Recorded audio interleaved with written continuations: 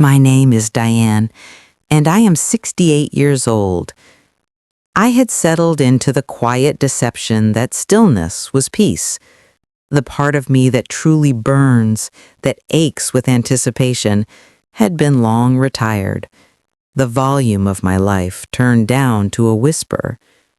Then, an unexpected journey brought a powerful, quiet presence into my world. I met him. He carried a relaxed, easy confidence. He taught me to think less, feel more. I don't know what shifted first, the air or the way my pulse began to beat when he was near. He commanded the space between us with a subtle, electric focus. He didn't see an old woman. He saw something capable of a beautiful song.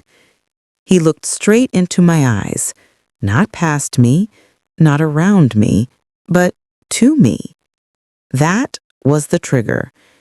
It was a look, steady, certain, warm, that instantly stripped away years and made my whole body wake up. He wasn't just talking about the past. He was proving that the deepest kind of appetite doesn't retire. It waits, soft and expectant, for the right presence to walk in.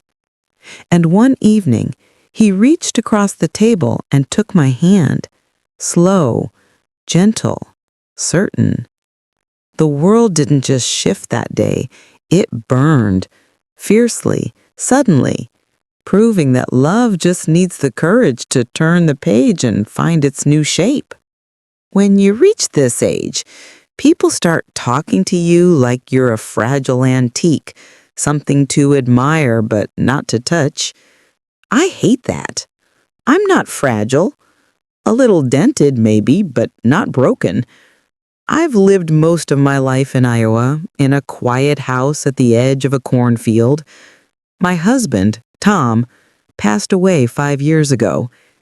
He was the kind of man who could fix anything. Tractors, radios, hearts. Losing him felt like someone had turned the volume of my life down to a whisper. After he died, I tried to keep things the same. Same coffee cup, same chair at the kitchen table, same Sunday routine. But sameness, I learned, can be its own kind of loneliness. Then, one morning last spring, I found a letter wedged in an old cookbook. It was in Tom's handwriting. The envelope read, "For when you forget what laughter sounds like." My hands shook as I opened it. Inside, he'd written only one line, "Take the trip to Willow Creek." Willow Creek? I hadn't thought about that place in years. The tiny lake town where we first met back in the summer of 1973. We'd been kids then. I was waitressing at a diner. He was fixing boats at the marina. The whole place smelled like motor oil and vanilla milkshakes. That was where we fell in love. For a long time after his death, I couldn't even look at old photos of us there. But that letter, it stirred something I didn't expect. So I did something I hadn't in decades. I packed a suitcase. I loaded my old blue Buick, turned on the radio, and pointed it west toward Willow Creek. The drive took 3 hours, but with the windows down and the wind in my hair, it felt like time was folding back on itself. When I arrived, the town was smaller than I remembered, though maybe I was just bigger now in all the ways that matter. The diner where I used to work was still there, though it had a new name, Sally's Kitchen. I went inside, sat at the counter, and ordered coffee. The waitress, young, bright-eyed, said, "You're visiting." I said, "Sort of, more like remembering." She nodded and said, "Well, we serve memories with extra whipped cream." That made me laugh, the first real laugh in a long time. After breakfast, I walked down to the lake. The dock was still there, though half the boards had been replaced. The water shimmered the same deep blue I remembered. I could almost see Tom standing there in his old flannel shirt, grinning at me like the world had just started spinning.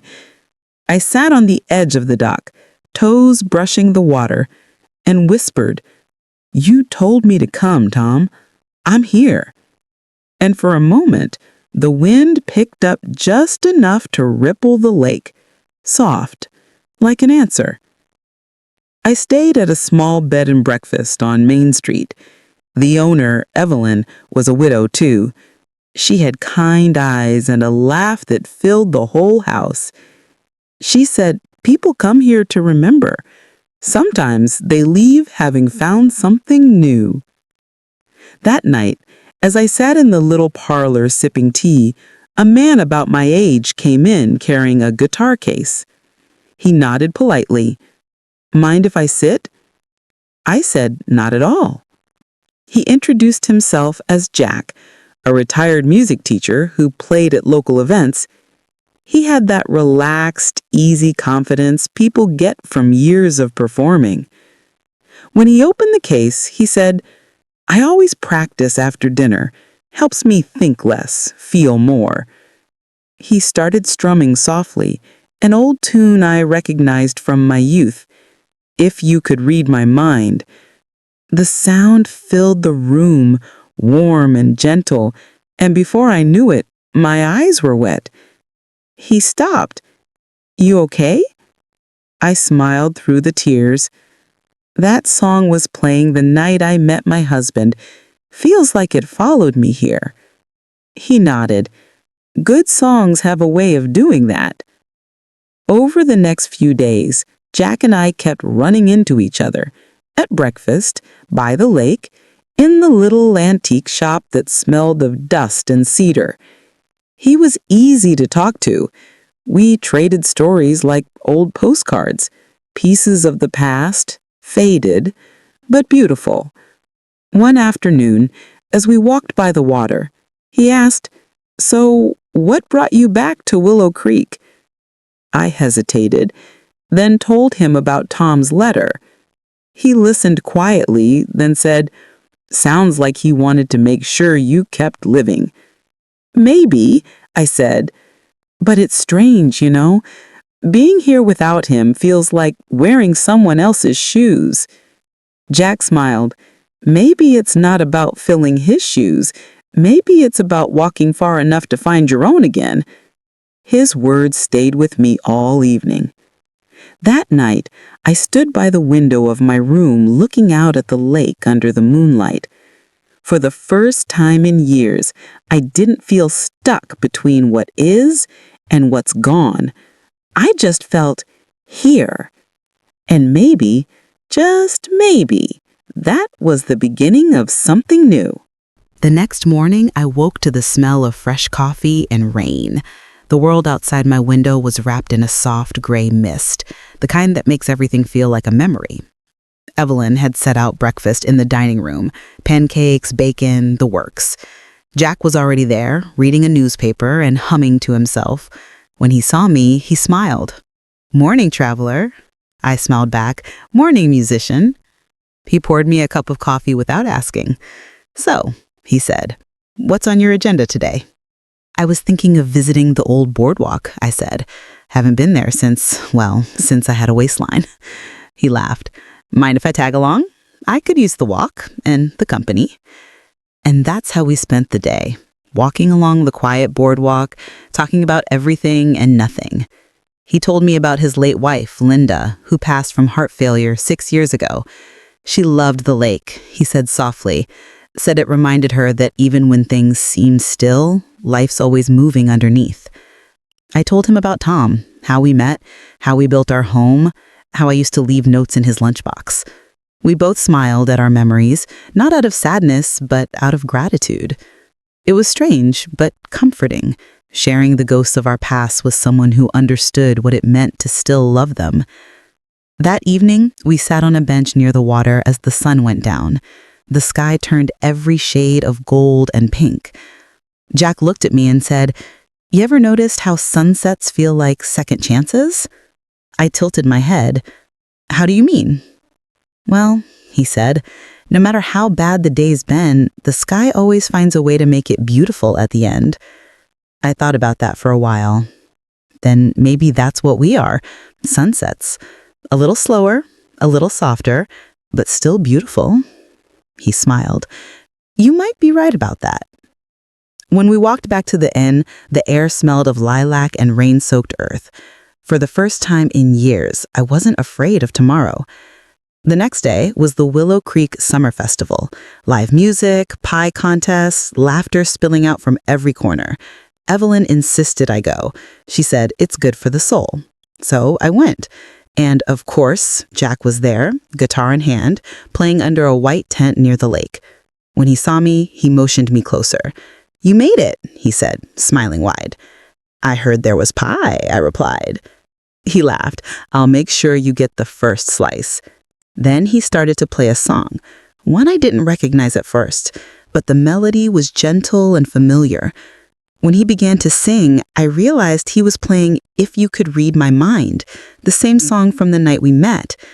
But this time, something was different. The sadness was gone. In its place was warmth, the kind that wraps around you and whispers, "You're still here." When he finished, he said softly into the microphone, "This one's for anyone who thought their story was over. Turns out, it was just turning the page." The crowd clapped, but I just sat there, heart full. Later that night, after the festival ended, Jack and I walked by the water again. The moon was high, the lake silver and still. He turned to me and said, "Diane, can I tell you something?" "Of course." When I first came back to Willow Creek, I thought I was just killing time, keeping busy until life figured out what to do with me. But then I met you, and suddenly it felt like life had been waiting for me to show up. I smiled, blinking back tears. "You sound like one of your songs." He chuckled. "Maybe I've been living one." He reached for my hand, slow, gentle, certain. "I don't want to replace what we've both lost. I want to walk beside you for whatever comes next." My voice shook when I said, "I'd like that, Jack. I really would." A few days later, it was time for me to head home. I packed my bag, folded the letter from Tom carefully, and tucked it back inside the cookbook where it belonged. Before I left, I stopped at the lake one last time. The morning light danced on the water, and I whispered, "You were right, Tom. I found the laughter again." Then I got in the car and started the drive home, windows down, the radio playing softly. Halfway down the road, I realized I was smiling. And when I reached the town limits, I saw Jack's truck behind me, following. I pulled over, rolled down my window, and said, "You're heading in the same direction?" He grinned. "Looks like it." We drove together after that. 2 cars, 1 road, no promises, except the kind you make with your heart. It's been a year now since that trip. I still live in my little house by the cornfield. The walls don't echo anymore, not since Jack started visiting on weekends with his guitar.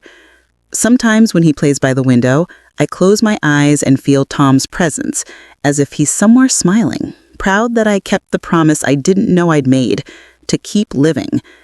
Because love doesn't end when someone leaves. It shifts, it softens, it finds new shapes.